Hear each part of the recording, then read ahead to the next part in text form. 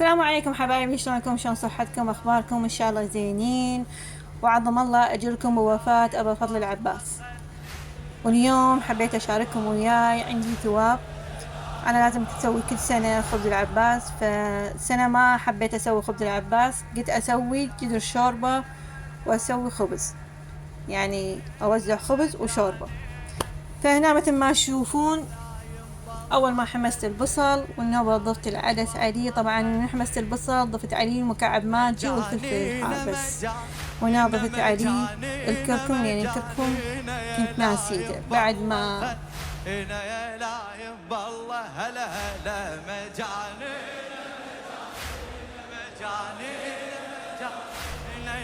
هنا بنات بعد ما ضفنا الماي الحار عليه ضفنا الشعرية. عشقنا مو عشق عابر، عشق ما صاير وداير عن وهنا مثل ما تشوفون بديت اخبز، قلبنا معاشر يعني كان عندي وجبة كبيرة من الخبز فلازم اخبز من وقت. عندي ساعة بالثنتين ونص، طبعا احنا الليل كله مو نايمين، وراح تشوفون ان عيالي كلهم مشاركين وياي.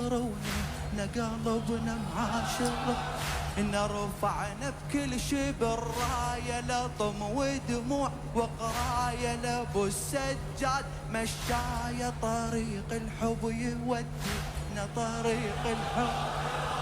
هنا رفعنا بكل شبر راية لطم ودموع وقراية لابو السجاد مشاية طريق الحب. هنا بنات مثل ما تشوفون قاعدة أجهز إني أطبخ ثواب، لأن عندي ثواب عادة سنوية لازم أطبخ كل سنة بيوم كتلة أبو فاضل يعني.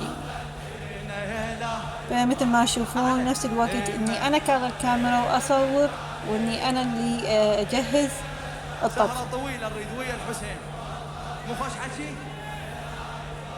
والله قول.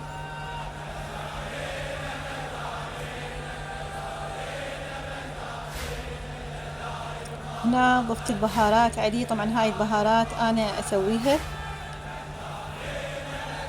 ما أحب أشتري بهارات الجاهزة من السوق، يعني أحب أجيب البهارات إني أجيبها وأنظفها وأغسلها وأنشفها يلا أطحنها. شاعرها الموفق المخلص الأستاذ كرار حسين الكربلائي. عشقنا مو عشق عابر، عشق ما صاير وداير. ملاحظة بنات، أنا ضفت هنا الزعتر وضفت هنا الفلفل الأخضر، طبعا ما لقيت الفيديو، ما حصلت الفيديو، ما صورت الظاهر. فمثل ما تشوفون هنا عندي استوى الدياي، فبدينا نقلي وبنفس الوقت نطبخ التمة. طريق الحب يودينا طريق خدم عد باب ابو اليمة كبيرة عدنا هالنعمة البشر سلطان بالخدمة ابو اليمة يعلينا. خدم عد باب ابو اليمة كبيرة عدنا هالنعمة بشر سلطان بالخدمة ابو اليمة يعلينا. شوفوا بنات، هذا فيديو ثاني هم ما حصلته بالتصوير، ظهر من قد التعب اصور بس اشغل الفيديو بس الظاهر ما ادوس على دقمة التصوير. طبعا بعد ما وصل هذا المرحلة ضفت عليه صبغ الزعفران على التمن حتى يكون يتلابس معاه. هسه عندي هنا قاعدة اسوي الحشو.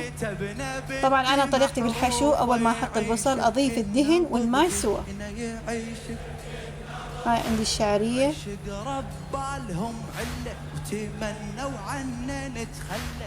عشق ربالهم عله تمنوا عنا نتخلى ابد. هيهات للذل ابد هيهات نموت قبال والينا نموت قبال هنا مجاني. هاي مثل ما قلت لكم ضفت صبغ الزعفران على التمة، فبديت اقلب بيه بعد ما استوى كلش، يعني وصل لمرحلة الاستواء. هنا خلصنا الحشو مالنا.